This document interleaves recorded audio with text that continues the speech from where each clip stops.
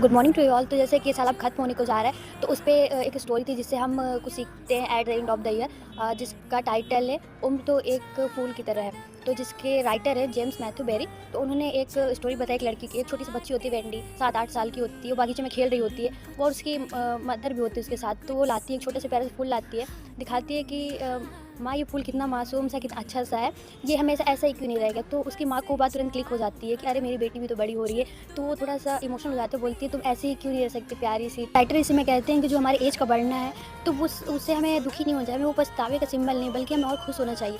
कि वो रिलेट करते हैं कि जो ह्यूमन होते हैं वो फूल की तरह होते हैं, जब वो छोटे होते हैं, बर्ड फॉर्म में होते हैं, कली फॉर्म में होते हैं, तो वो मतलब उन्हें ये अपने अंदर आशा होती है कि अब हमें बड़े होना है। जब फ्लावर बनते हैं तो लोगों को खुशियाँ देते हैं अपनी महक से, अपनी ब्यूटी से। और जब इसका लास्ट स्टेज होता है कि नहीं, अब हम मुरझा के ये नए बीजों को मिट्टी में गिराते हैं और नए पौधे का जन्म होता है। लेकिन अगर ये फ्लावर्स हैं, अगर ये कभी मुरझाएँ ही ना, तो नई लाइफ़ कैसे आएगी? तो यही है कि हमारा जो एज के साथ हम लोग और निखरते जाते हैं और अपनी क्वालिटीज़ लोगों तक फैलाते जाते हैं, जो कि नए वंश में वो खुशी हमें रिटर्न आती हैं।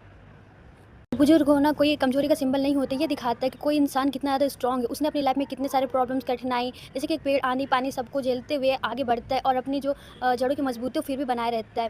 तो वैसे हमारे घर के बड़े बुजुर्ग होते हैं, हमें हमेशा उनका शुक्रिया अदा करना चाहिए। वो हमें सिखाते हैं कि अपने आने वाले अगले जनरेशन में हमें कैसे उनके मोरल्स, एथिक्स को आगे पास ऑन करना है। तो हमें हमेशा जो बढ़ती उम्र है, हमें हमें और निखारती जाती है, ना कि हमें पछतावा देती है कि हमारी सुंदरता और हमारा एज जो है वो घटती जा रही है। हमें हमेशा ये एक आगे बढ़ने का सिंबल है और हमें इसी तरह हर साल अब कुछ ना कुछ नया सीखते रहना चाहिए और उसे अपने जुड़े लोगों को भी पास करना चाहिए। Thank you.